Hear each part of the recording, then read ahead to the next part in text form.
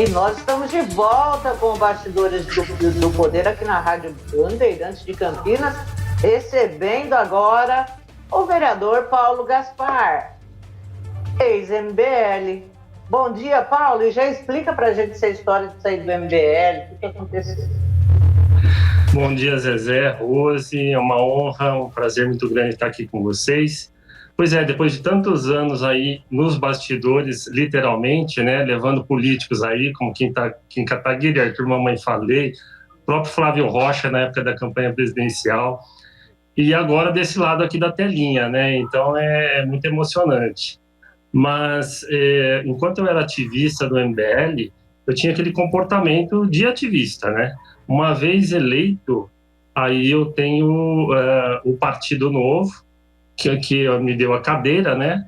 E aí eu tenho que priorizar a pauta do partido e deixar de ser um ativista. Então foi uma mudança natural, né? Mas continuo sendo MBL de coração, uma vez que as bandeiras são as mesmas, né? A gente luta pelo liberalismo econômico, contra a corrupção, basicamente é isso, e a luta continua, só que de uma outra forma.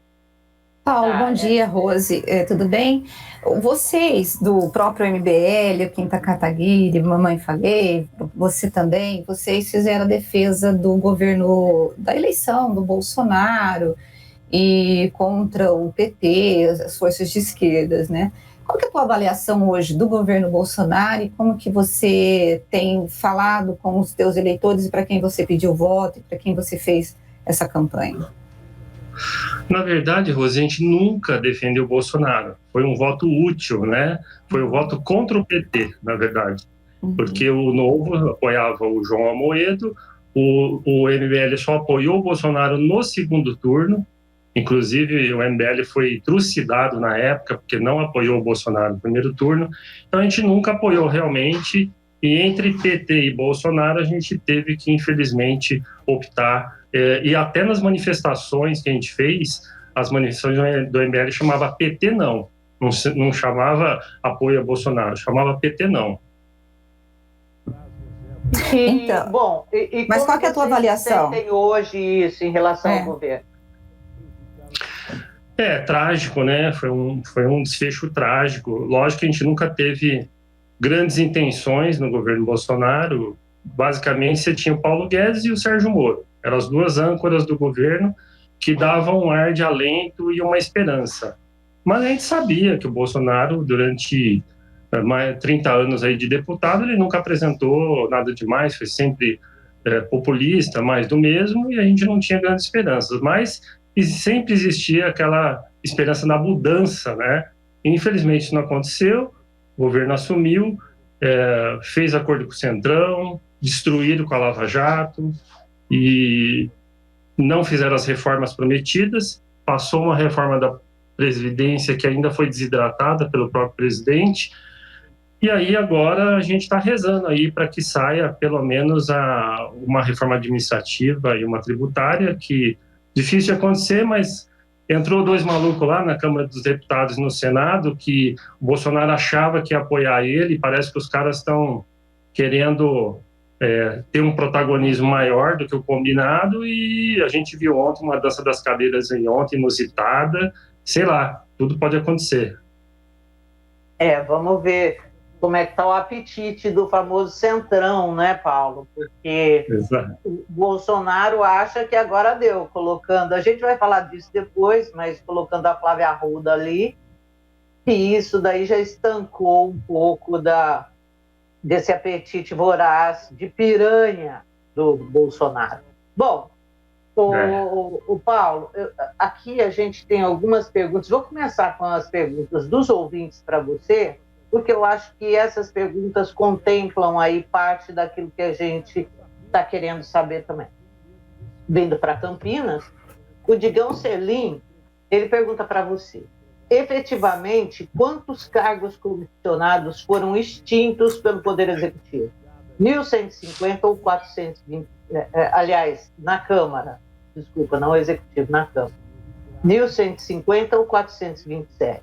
Se foram 427, esses não seriam cargos que deveriam ser extintos por determinação da Justiça na ação contra o Jonas? Não, ele está falando do Poder Executivo mesmo. O Digão e muitos outros estão fazendo uma salada de fruta aí. Na verdade, tem um pessoal aí que gosta de lacrar na internet, lê a notícia, interpreta e já vem jogando pedra, né? Eu conheço toda essa galera aí, desde a época de ativista e tal, mas o que aconteceu nessa mini reforma administrativa ou reestruturação de cargos do Executivo, não é do Legislativo. Do governo Jonas, tá? Do governo Dário, desculpa. Governo Dário, né? Então, teve seis vereadores da oposição, 3 do PT, 2 do PSOL no PCdoB, que até fizeram campanha. Na verdade, foi a Mariana Conte que fez uma propaganda do Cabidão do Dário, né? Os vereadores aprovaram o Cabidão do Dário.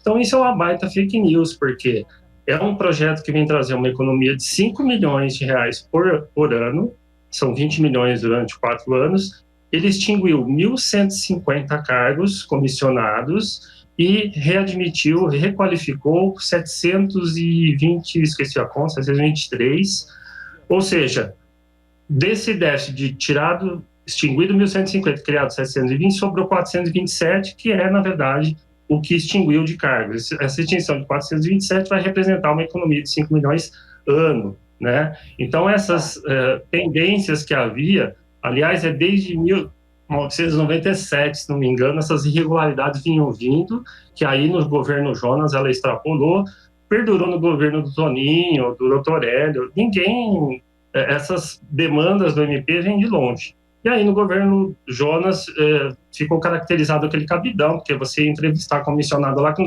sabia nem o que estava fazendo ali na função dele. Então, toda essa reestruturação foi feita agora para regularizar essas irregularidades, e aí foi extinto esses 427 cargos, permitindo essa economia. É uma economia de 37% dos comissionados. Se você for pensar que a máquina da administração direta tem quase 15 mil funcionários, servidores, são 14.600 e alguma coisa, os comissionados representam 2,8%. Então, você tem aí uma reclamação em relação a comissionados, questionamentos? Tem. Uns ganham um absurdo? Tem.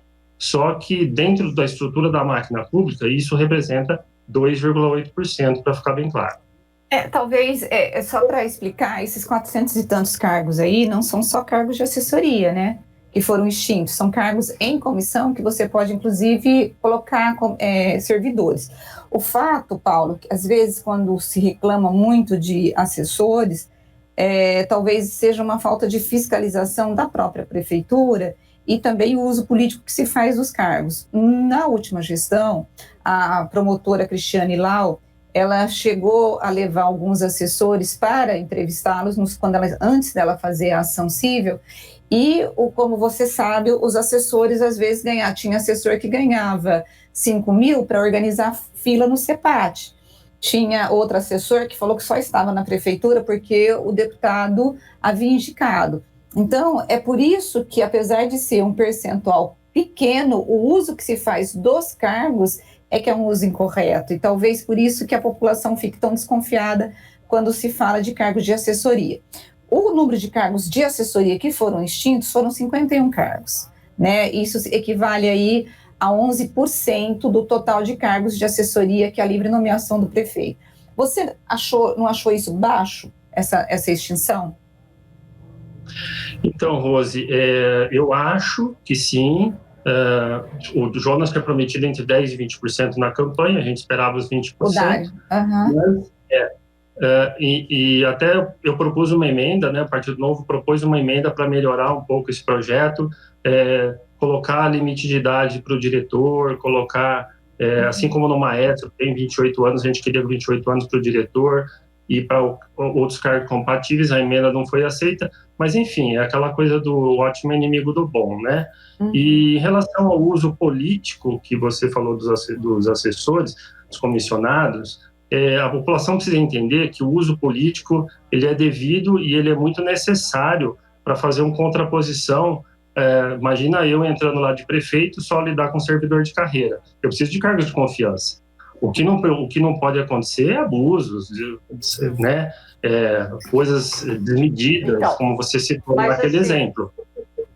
Mas uma coisa que a gente pega muito também nessa questão da livre nomeação é justamente esses cargos servindo de moeda de troca para o executivo obter apoio na Câmara, né? Essa coisa que a gente fala no governo federal e que a gente senta o cacete no Lira e tudo o resto, que a gente estava rindo agora da Flávia Arruda assumindo a Secretaria de Governo para poder distribuir verba lá para o Arthur Lira o quanto ele quiser, é uma coisa que a gente vê em qualquer estrutura administrativa.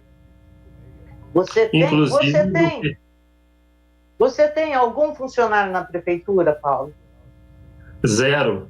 Inclusive, no meu gabinete, poderia ter 5, tenho 4, né, para fazer uma economia. Na verdade, era 7, depois a Justiça tirou 2 cargos, ficou 5, então a minha intenção era fazer uma economia de 3 assessores no meu gabinete. Eu não sou da base, o Novo não é base, e nós não temos nenhum tipo de indicação, nem na Câmara, nem no Executivo, nem em autarquia, em nenhum lugar.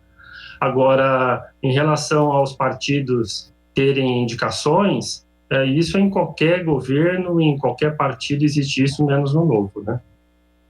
Inclusive no PT. O Novo sempre tem, desde quando ele surgiu, vocês sempre tiveram uma pauta de não utilizar as verbas públicas para poder conduzir o mandato. Inclusive, o deputado federal, o Alexis, ele entrou num problema aí, porque ele usou a verba de moradia em Brasília, depois discutiu, e ele mesmo deu uma entrevista para a gente no rádio, na televisão, na verdade, dizendo que isso precisava ser discutido, porque não dá para você pagar para você trabalhar. O que você tem usado de estrutura da Câmara e como que você tem usado, na verdade, a estrutura da Câmara ou não? O que você tem feito? Porque você já falou que tem usado as nomeações de 4 assessores. Obrigado, Rose, pela pergunta aí, porque dá margem a explicar que eu abri mão do carro oficial, não estou usando cota combustível, lógico, não tem carro, não tem cota, né? Impressora, auxílio correio, até máquina de café, tiramos tudo. A gente está levando canequinha de casa para não usar copo plástico lá, né, para não gastar. Então, assim, é o que você falou anteriormente. Tem que ter coerência no discurso, né? E essa é uma prática não só do nosso gabinete, mas de qualquer mandatário do Novo. O Novo tem esse diferencial. Quando a gente faz o processo seletivo para ser um candidato, a gente já assina esse compromisso com o partido. Então, nem que eu tivesse entrado e quisesse ter uma atitude diferente, eu não poderia, porque eu tenho um diretório municipal, o chicote no meu lombo ali, fazendo as cobranças e, por caso, até expulsa do partido. Então, essa é uma atitude de todos os mandatários. O Paulo, a gente vê também o Novo, assim, sob a minha ótica, né, sob o meu olhar, um partido bem dividido hoje. Eu acho que a gente tem um Novo lá na esfera da Câmara dos Deputados e um Novo no Estado e aqui no município, não acompanho em outros municípios. Como tem sido lidar com isso? Gente, olha, eu estou ficando velha, então eu esqueço o nome com muita facilidade, Paulo. Como é o nome do cara do Rio Grande do Sul? É um bolsonarista, assim, que dá raiva até. Do Partido Novo? Marcel Van Hatten? Isso. Na verdade, Zezé, existe essa polêmica aí nas redes, né? Tem a ala bolsonarista do Novo, tem a ala liberal do Novo, a ala Moedo, a ala não sei o quê. Na verdade, isso não existe dentro do Novo. A gente não tem essa percepção. Claro que existem pessoas mais alinhadas, é que o Novo, por ter essa postura independente, por ele não ser base de nada tal, ele apoia projetos. Então, quando você tem um projeto bom do governo, e vai lá o Marcel Van Hatten e faz um projeto elogiando, ou mesmo da prisão daquele deputado bolsonarista maluco lá, que foi pelo STF, a bancada federal se posicionou contra, não por ele ser bolsonarista, ou por ele ser maluco e falar um monte de besteira, mas porque o processo certo era ser ele condenado pela Câmara e não o STF intervir nos poderes. Então, é diferente, é difícil a população entender essas nuances das atitudes legislativas, e aí fica esse protagonismo assim das redes sociais dizendo que tem ala bolsonarista ou não, mas a gente não tem essa percepção dentro do partido. Existe divergência, sim, em relação à posição do Amoedo, que é um fundador, é um patrono do partido, vamos falar assim, mas ele basicamente é um simples filiado, mas que tem protagonismo. E aí já houve debate aí entre os mandatários da bancada e ele por falta de diálogo, por coisas que acontecem em qualquer família onde você tem uma discussão de pai com filho e irmão com irmão. Coisas normais, mas nada que interfira nas diretrizes do partido, nos princípios e propósitos do partido. Ô Paulo, deixa eu te perguntar uma coisa. Em relação ao carro que você não está usando, esse carro foi devolvido para a locadora ou não? Como que está essa situação? Ele nem é locado, Rose. Cada carro de gabinete ele é alugado e dessa forma não foi alugado para o nosso gabinete, nem chegou a ser alugado. Ah, ok, tá. Porque eu falei, se tiver na Câmara não significa uma economia, né? Se você me permite, eu apresentei uns 10 projetos de lei já que estão na fila lá, não sei quando vai votar, mas um deles é para revogar, para tirar os carros oficiais e substituir pelos aplicativos. Então, hoje você tem um gasto na Câmara de mais ou menos, sei lá, R$3.500 a R$4.000 entre aluguel de carro e combustível e cota de combustível. Para não zerar de vez, tirar tudo, que é o que eu queria, e não direito nada, para tentar aprovar, deixar mais aprovável o projeto, eu coloquei os APPs, porque colocamos uma cota de não sei quantas UFIX lá, que dá tipo R$900 por mês, uma cota por gabinete. Então, até esse valor, o gabinete poderia gastar usando o Uber ou o táxi. Hoje gasta quanto? Hoje próximo de R$4.000 entre o aluguel e a cota. Isso dia ou mês? Dia por mês? Mês. Ah, tá. Uhum. Eu estou tendo uma economia mensal de gabinete de R$20.000. 20 mil? Entre todos esses valores que eu te coloquei. Então, eu peguei esse gancho aí para te falar desse PL dos carros aí, que vamos ver se vai passar ou não. Mas você acha que passa? Olha, eu coloquei essa ideia do APP para tornar palatável, porque permite uma economia de 70% dessa verba. E, ao mesmo tempo, não deixa na mão os caras que não querem abrir mão do transporte. Então, ele teria essa cota de R$900, que dá não sei quantas UFIX lá, para ele usar e não ficar totalmente sem o veículo. Olha, legal. Então aqui, agora a gente tem que fazer a pergunta do Marcelo Leão. Ele pergunta quais os principais projetos de lei, você já estava falando de apresentados por você, e se é possível os vereadores reduzirem os custos dos seus gabinetes para que parte dos 147 milhões anuais da Câmara sejam utilizados pela Secretaria de Saúde no combate à Covid. Legal, muito bom, Marcelo, meu parceiro aí. Bom, foram tantos projetos que a gente colocou, mas o que eu lembro mais de importante aí, o seguro anticorrupção, que é um que a gente já colocou enquanto ativista 2 anos atrás, a gente está colocando agora para obras públicas, para evitar corrupção, para evitar superfaturamento, para evitar atraso de obras, que é o seguro garantia, um projeto que é muito usado lá nos Estados Unidos, Europa, enfim. Tem o projeto da liberdade econômica para facilitar a vida do cidadão que empreende, né, a liberação de alvarás, que já foi aprovado a nível federal, mas ainda não foi a nível municipal. Esse a gente, inclusive, protocolou junto com o Marcelo Silva há 2 anos atrás e agora a gente está representando aí. Também tem o projeto de apoio ao empreendedor, é o Código de Defesa do Empreendedor. Nós temos o Código de Defesa do Consumidor, né? E agora a gente tem o Código de Defesa do Empreendedor, para defender o empreendedor do Estado, porque é tanta burocracia, é tanta amarra, é tanto imposto, é tanta dificuldade que o cara ele prefere viver na clandestinidade, para ele não pagar imposto, para não ter que recorrer a um monte de alvarás e taxa de tudo e aquilo. Então tem esse código. Enfim, então, são vários projetos aí, né?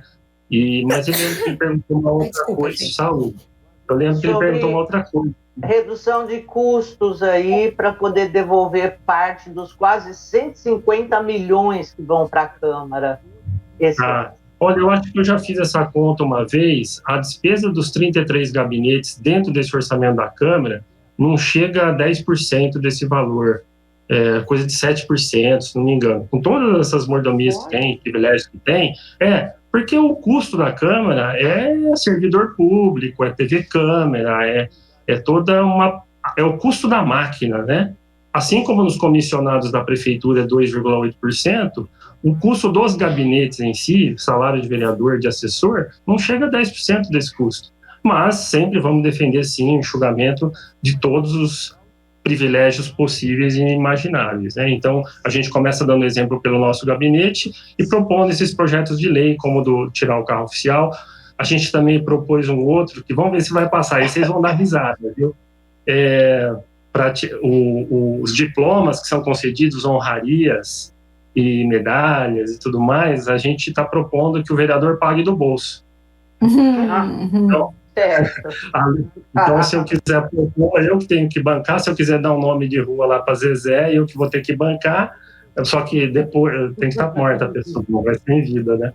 E também não é só o custo do papel, é o custo da cerimônia, né? Todo o corpo técnico da casa assessorando uma cerimônia para fazer tudo aquilo. Então, tudo isso tem que ser computado também e colocado na conta do vereador. Enfim, esse projeto você já apresentou? Já. E quanto que custaria? Você tem ideia de quanto economizaria? O diploma, o papel é pouca coisa, é coisa de 300, 400 reais. O custo maior é a cerimônia, né? Todo o corpo técnico para você transmitir, toda a propaganda, os e-mails, as cartas, tudo isso, né? Os funcionários, né? Mas você sabe que esse negócio desses diplomas de honraria, ele ficou tão banalizado que o povo nem vai buscar, né? Parece, né? Então, olha se pode um negócio desse. Como é que o nego consegue fazer isso, né? Agora, a pior parte é que isso não vão topar. Mas se topassem, assim, iam querer economizar, e aí aquela quantidade de projetos anuais, aquele balanço ia cair bastante da produção da Câmara. Porque honraria em nome de rua, de longe, é o que mais a gente vê na Câmara de Campinas. A gente cai dura quando a gente pega a pauta. Ô Paulo, como que você está avaliando o governo da área aí, que você falou que você é independente, só que eu tenho tido a impressão, pelos teus posts, que você está quase base, não no sentido de base de ser base, mas, por exemplo, você fez uma crítica ao secretário de Planejamento, aí depois você foi visitá-lo, se reuniu com ele, aí você retirou a crítica dizendo que não era aquilo que você tinha falado, mas você tem, às vezes eu vejo mais elogios da sua parte do que os próprios vereadores da base. Eu falei, gente, será que o Paulo já está na base? Qual que é a tua avaliação do governo? Muito boa pergunta, Rose. Inclusive, eu estava agora em reunião com o secretário Renato da CEPURB, né, que é um psicólogo, e foi o primeiro cara que eu bati, né, falei, como que pode dar certo um psicólogo na Secretaria de Planejamento? E aí, assim como Nós também nos assustamos. Nós também nos assustamos, verdade seja dita, né, Rose? Não, e é assustador, né? Mas aí quando você vai conhecer a pessoa, eu já fiquei fã do cara, porque assim, ele é muito bom de conversa, é um psicólogo. Isso eu fiquei sabendo, que ele convence. Eu também, eu tive muita afinidade pessoal com ele, pelo jeito dele, pela simpatia, pela empatia e tal, mas fora tudo isso, ele falou assim, Paulo, eu te dou toda a razão na sua crítica. Só que é o seguinte, cara, a porta está 100% aberta para você aqui, está toda a diretoria do urbanismo, planejamento aqui, aberta para você e para os seus colegas. A gente está lá enfranhado com o Sinduscom, com as entidades, com a Bicamp, com o CMDU, Conselho Municipal de Desenvolvimento Urbano, e nós estamos fazendo reuniões constantes com o secretário, com a diretoria, e então isso eu acho o principal. Independente de ter erro e acerto. Você é um arquiteto, Paulo. Então, você usou grande parte da sua vida a estrutura dessa Secretaria de Urbanismo para trabalhar e teve que lidar com os entraves que existem ali, que nós sabemos, de suspeitas de corrupção até processos que duram a vida toda. Assim, faz uma radiografia para mim do que você enfrentou e do que você acha que a gestão do Dário já mudou. Eu pergunto isso porque o Dário ele já tomou uma série de providências no sentido de tentar desburocratizar. E eu queria saber se isso está sendo eficiente. Muito bom, Zezé. Eu fiquei positivamente tocado tanto pelo Dário como todos os secretários que eu fui conversar, porque eu fui conversar com os secretários que o Dário, eu entendo assim, que você tem aquelas novas, como a Adriana Flose, como o secretário Caiado de Finanças, né, o secretário Tadeu da Educação, foram indicações do Dário, né, você vê que tem sangue novo ali, tem novidade. Tem outros que mudaram de cadeira, saíram de uma secretaria e foram para outras. Esses eu nem fui conversar. O Rogério Menezes é um cara que já estava no meio ambiente e continuou. Esse eu já tenho um diálogo de longo tempo com ele, inclusive em função da profissão. Mas o que eu vejo no geral, eu fiz questão de ir lá conversar com o Dário pessoalmente, não o conhecia pessoalmente antes, até bati muito nele durante a campanha, pelo próprio fato dele ser um sucessor do Jonas. O Jonas não precisa nem falar que foi 4 anos de guerra, né, contra ele, contra o Vandão. Fui conversar com o Vandão também pessoalmente. E como eu falei, Zezé, o que eu acho mais legal disso tudo é que todos eles abriram as portas, estão solícitos e o diálogo totalmente aberto para a hora que eu quiser. Em relação ao que eu sofri na CEPLAN durante todos os anos da carreira e o que está acontecendo, está tendo um início, porque são 2 meses praticamente de trabalho. Existe sim uma boa intenção, um direcionamento muito forte da secretaria, a Carol, que é a diretora lá de urbanismo, que é a técnica que está tocando o carro-chefe na Secretaria de Urbanismo do CEPLAN, estão com planos audaciosos ali, até demais do que a gente acha que precisa.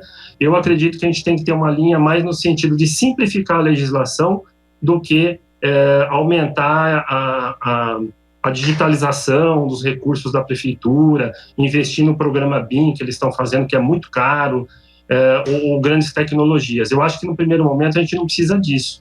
Eu acho que a gente precisa de simplificar. Nesse sentido, eu gostaria de falar para você que, além das 3 comissões permanentes que eu estou como presidente da Ciência e Tecnologia, Meio Ambiente e Relações Internacionais, eu também tenho mais 2 comissões provisórias que eu fiz, que é a Comissão de Desburocratização, e agora que vai ser instaurada uma outra comissão que vai revogar leis obsoletas. Então, nesse sentido da desburocratização, a gente está fazendo reuniões permanentes com todas essas entidades do setor da arquitetura, urbanismo e empreendedorismo, para apresentar daqui 6 meses a Adriana Flose, né, também conversando bastante, porque ela é totalmente envolvida nesse processo da desburocratização, e envolve a CEPLAN. Esses cabelinhos todos aqui caíram durante os meus 35 anos aí trabalhando com a Secretaria de Urbanismo, e esse é o maior desafio, e por natureza ela é uma secretaria truncada, porque exige um controle direto, não é simplesmente lei, você tem decretos constantes ali para estar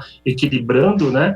Mas a gente vê que precisa tudo ser repensado, inclusive o plano diretor da cidade, que tem muitas falhas, mas o importante de tudo isso, existe predisposição, existe porta aberta para o diálogo, e aí é uma questão de tempo para a gente ir acertando. Tá. Olha, a gente tem uma pergunta aqui do Renato Cupola. Ele quer saber se você concorda com o Dário e o Dória, que obrigaram as empresas a fecharem as portas e a continuar cobrando imposto. Se isso não seria criminoso. Ele fala isso em relação às medidas aí para tentativa de contenção da pandemia, o que não está sendo fácil.